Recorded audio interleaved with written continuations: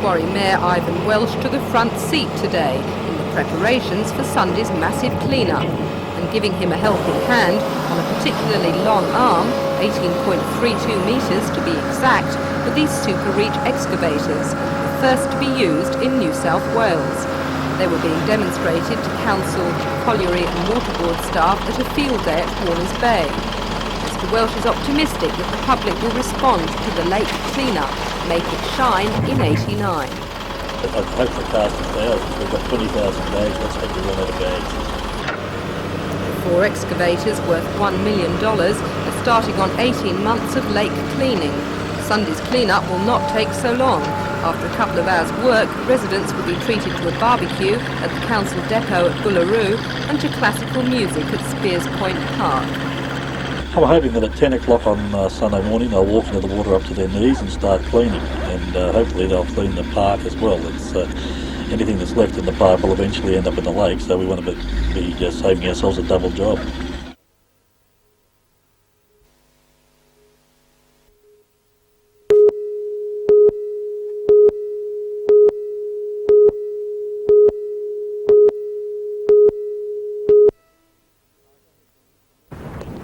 Kaiser has been instrumental in many junior programs right throughout Australia and has been appointed by Oceania to take his immense skills overseas. The challenge in front of him is enormous. The purpose of the trip, Mike, is to head to Vanuatu and to sort out their coaching structure for them. Oceania, the FIFA Oceania people involved in it. What I'll be doing, I'll be looking at 30 of their nominated coaches from their soccer federation. I'll be running an Australian Soccer Federation Level 2 course, and out of that I'll be coming back and nominating 10 people who would be capable of coaching their national side, their under-19 side and their under-16 side to the Oceania World Cup qualifiers. And how much responsibility for the future of Vanuatu soccer will Ken have to bear? Failure or success can rest with the coach, which it generally does, but they're struggling a bit in the younger age groups, Vanuatu. I've had a chance to look at them play and meet their officials when they're over here in January, but at senior level they're quite skillful. They lack tactical direction, and I'm looking forward to improving that part.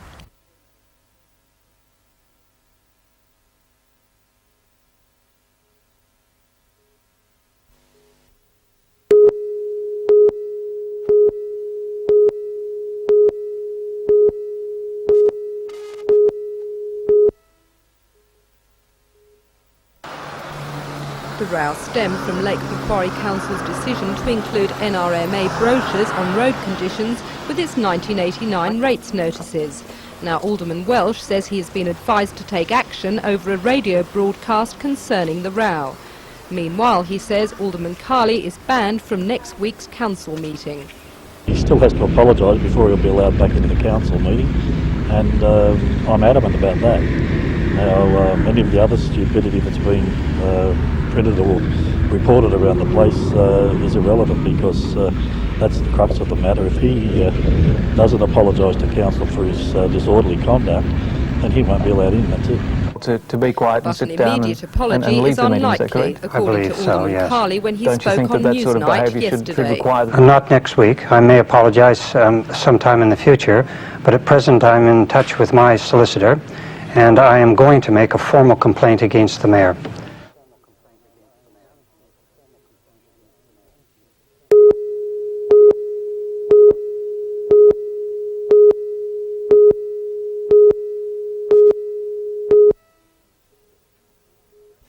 Belmore, Canterbury lost You don't have to be an Einstein to work out that there's more to this match than meets the eye.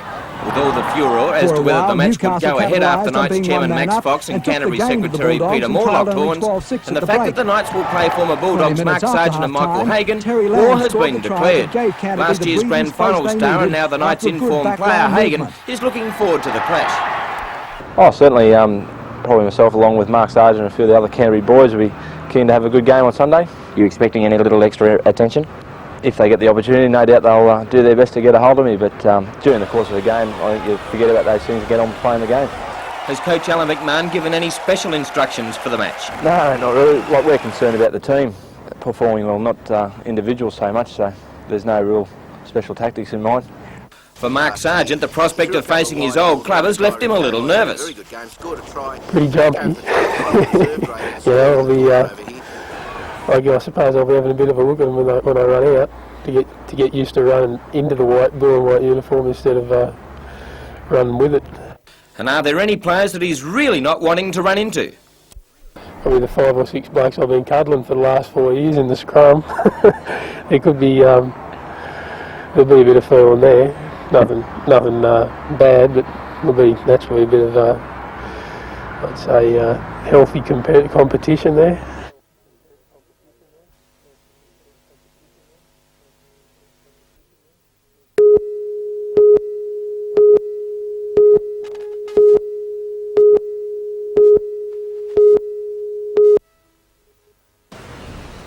Jeff Cronin as lead and Glenn Brown as skipper were the first Hamilton pair to make the final and were up against experienced campaigners Bob Robinson and Alan Winship of Wallsend.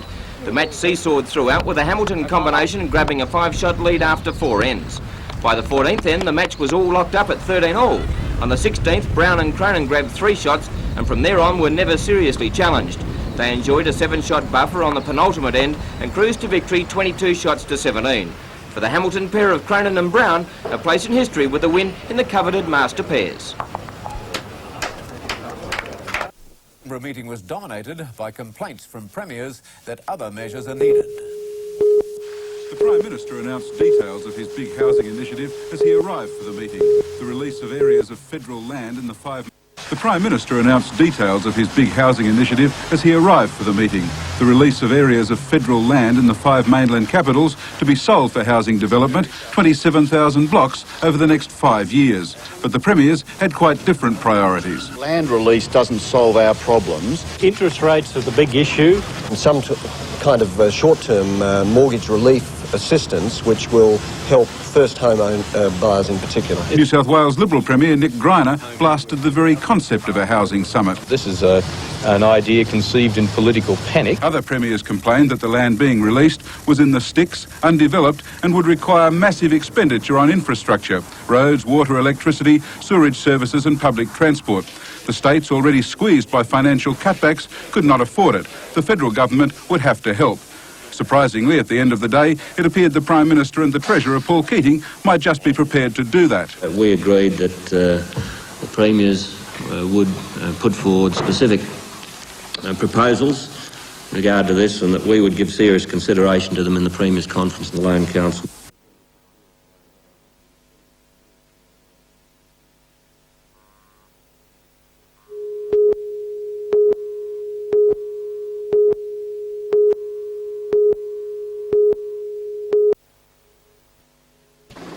In recent months, the Water Board has spent almost as much time controlling damaging leaks from within its own walls as it has plugging Sydney's pollution problem. Now comes perhaps the most damaging criticism from the Board's former Public Relations Officer, Sandy Thomas. It's backward looking. It doesn't want to look to the future. For whatever reason, I just don't know. The Surfline teams check Sydney's ocean beaches. The man who set up the beach monitoring service Surfline accuses the Board of grossly unethical cover-ups. Among the allegations, the Board is releasing inflated costings of improved treatment options and then compounding the deception by making what he calls absurd scaremongering claims that water rates will triple if new controls are introduced.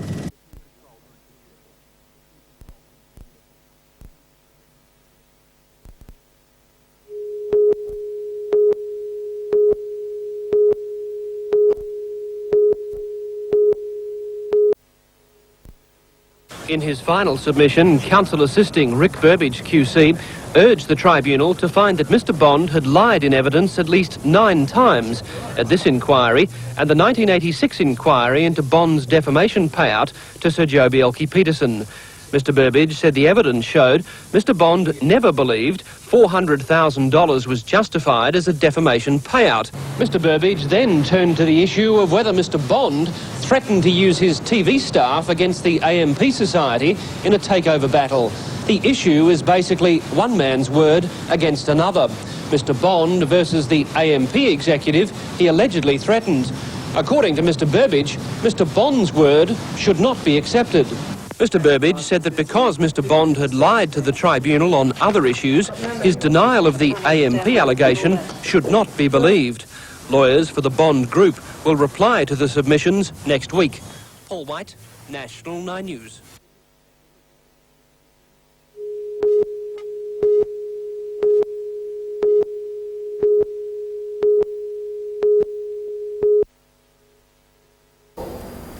Though the conservatorium is funded by the government, it hopes the injection of public money will provide new equipment and new opportunities for its students. Principal Michael Dudman said the conservatorium is no longer part of its Sydney counterpart. New links with Newcastle University now identify it firmly with the Hunter For two reasons, region. really. First, and most obviously, to raise money, to raise money perhaps for those things which can't always be afforded in recurring budgeting, but also to secure a high degree of community involvement. We felt that through this strategy we would make people identify more and more with the work of what is, after all, their conservatorium. Foundation members are required to donate from $500 to $12,500, and the project will be launched at a glittering gala champagne concert next month. Potential members at the concert stand to win over $50,000 worth of prizes, including a grand piano worth $28,000.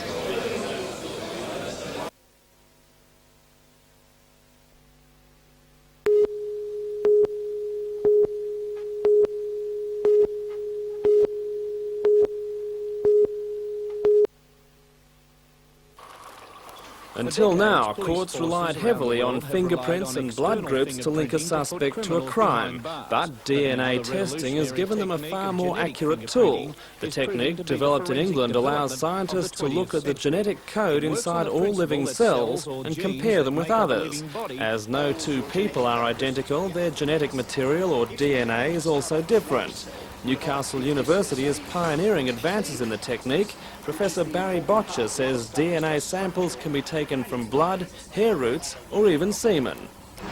Sperm stains on cloth more than 4 years old have been able to be used and to identify the individual from whom those sperm originally came. The technique has already solved murder cases in England, and now New South Wales experts will use the English laboratories to test cell samples taken from the bodies of murder victims Sandra Perrison and Janine Balding. But it's expected that the technique will soon be routinely carried out in Australian forensic laboratories. Professor Botcher says he wants the system to be refined before that happens. He says European populations have a high degree of variety in their genetic makeup, allowing differences in DNA segments to show up clearly. But in smaller tribal populations, there's less variety. It hasn't been looked at in inbreeding groups, such as American Indians, our own Australian Aborigines, the people who live in small groups or tribes. And we really don't know what likelihood there is of fortuitous matching between DNA fingerprints of, and I'm here specifically thinking of, our Australian Aborigines. And this is a study that really should be done whilst DNA fingerprinting is in its infancy, as it is now. Professor Botcher says Aboriginals make up 1% of the Australian population, but 20% of the prison population. He wants to ensure that existing prejudices don't carry over into DNA testing and weaken one of the best forensic techniques yet developed. It is much more useful than any of the genetic systems that we are currently using. Undoubtedly, it's a very big step forward.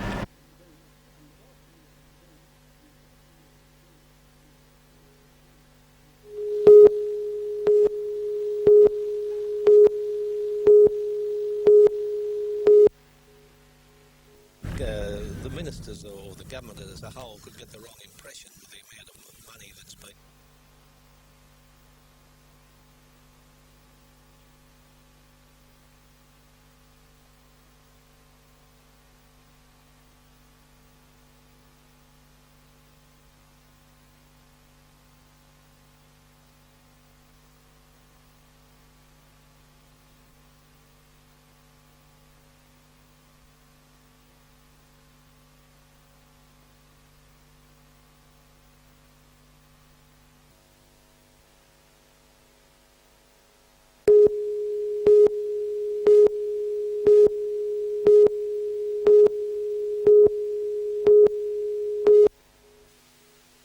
now, son. You ready to roll? Dr. David Brookman decided to conduct the survey at Maitland District Hospital after recording the death of a local cyclist, which he says could have been avoided had a helmet been worn. This week, his report was published in the Australian Medical Journal, renewing debate over the question of compulsory headgear. Dr. Brookman's findings suggest that teenagers are the most likely to be hurt, and most of their accidents are a result of inexperience. For example, the largest single reason given for accidents was crashing into fixed objects. Head injuries were the biggest factor in admissions to hospital, and the doctor found that use of helmets was very low. To his astonishment, some helmet owners actually chose not to wear them. There was a whole lot of different reasons given. The major one that affected the decision of adolescents was the peer group pressure. And that appeared to be the only determinant. Various excuses were used, like cost and appearance, but the major thing was peer group pressure. Despite a national campaign encouraging young people to wear helmets, it's clear the message didn't get across. But Dr. Brookman says many adolescents privately welcome compulsory use of helmets to avoid ridicule from their peers. Interestingly, most of the adolescents who I surveyed were in favour of compulsion because it meant they would all be treated equally. And if all the adolescents were treated equally, then there was no peer group pressure. In his conclusion, Dr. Brookman says improved skills, more training and cycleways can reduce bicycle accidents, but when the inevitable happens, a helmet is the best protection.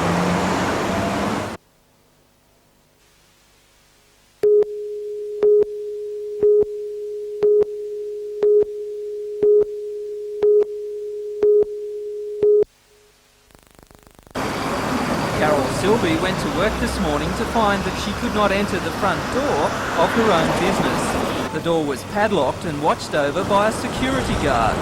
Well, I went over to try and enter the premises and the security man grabbed me and dragged me off the step and wouldn't allow me to go in. Carol and her husband have leased their mowing shop premises for 18 months to a man who subleases the building from the owner.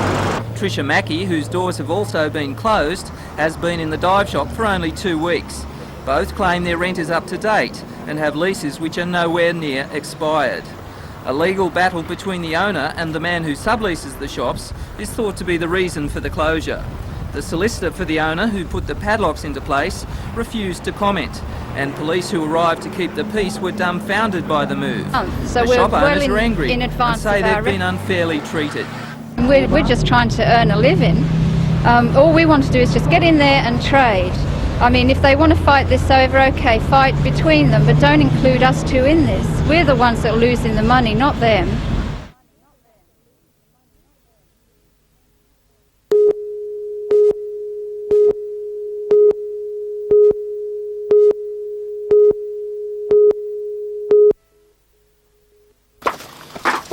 Valley Homes builder Craig Bowman handed over the keys to telephone manager Ricky Blackwell.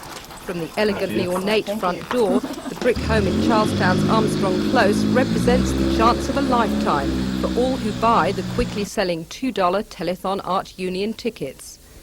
Electrical appliances, furniture and window coverings are just some of the quality inclusions donated by local retailers.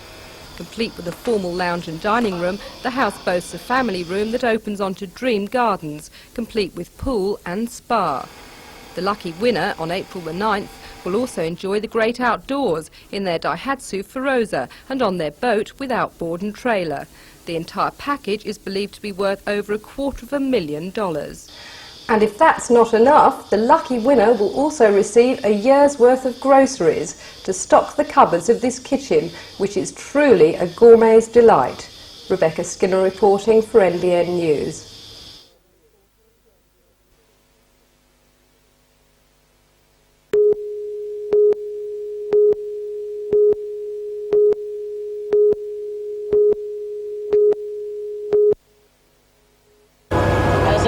The $98 million Warunga to Barara section of the freeway is expected to dramatically ease the now familiar bank up against the traffic. The official opening will be on Sunday the 19th. The traffic won't use the freeway until Wednesday the 22nd, just before Easter. The fanfare held at the opening won't distract motorists from less encouraging signs namely 15 kilometres of carriageway now undergoing $2 million repairs. Engineers with the RTA say massive cracks in the surface are the result of faulty design and construction. Some sections of the concrete will have to be lifted, others are being consolidated with steel rods. Today the worksite was marked, as always, by barriers, but over Easter they'll be removed to ease traffic congestion. The work will be completed in September and engineers say they don't expect repeat problems. Progress on the freeway is also continuing. $73.4 million has been allocated from National Highway funds for extensions, plus Freeman's interchange to Palmer's Road and beyond towards Wakefield. Several millions more have also been allocated for pre-construction work in preparation for the freeway's further extension towards Lenigan's Drive near Minmai in the mid-1990s.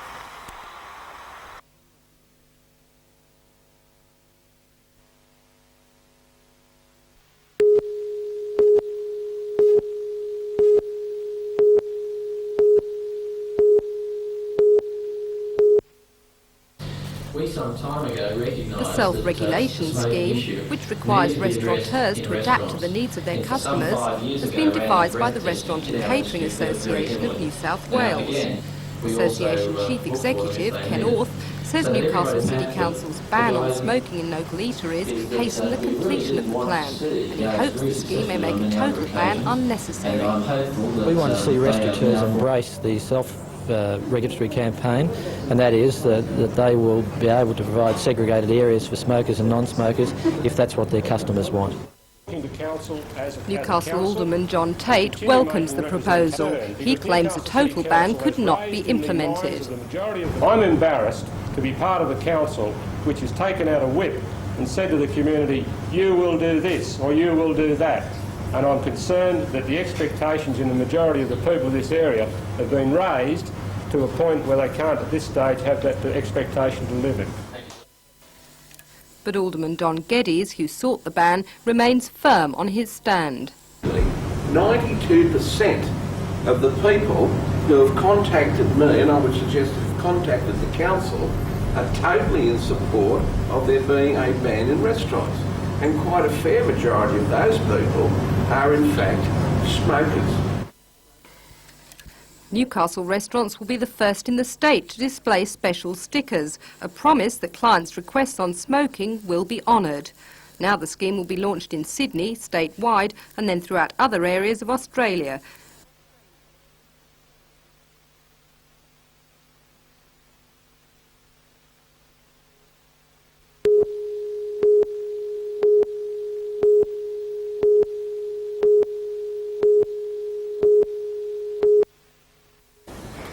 Police allege the two men used a razor or sharp knife to slash 22 seats on the Newcastle-Talara train shortly before midnight. Some seats received a few cuts, others were slashed to ribbons.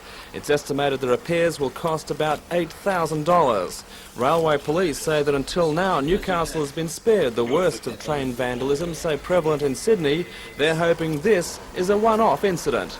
Minor ones, slashes and different small graffiti things, but of the bigger ones, this is certainly the biggest. You don't feel that it might mark the start of something? We're certainly hoping it won't. We're certainly hoping that it won't, because if it does, we'll lose control of it, I'm certain of that.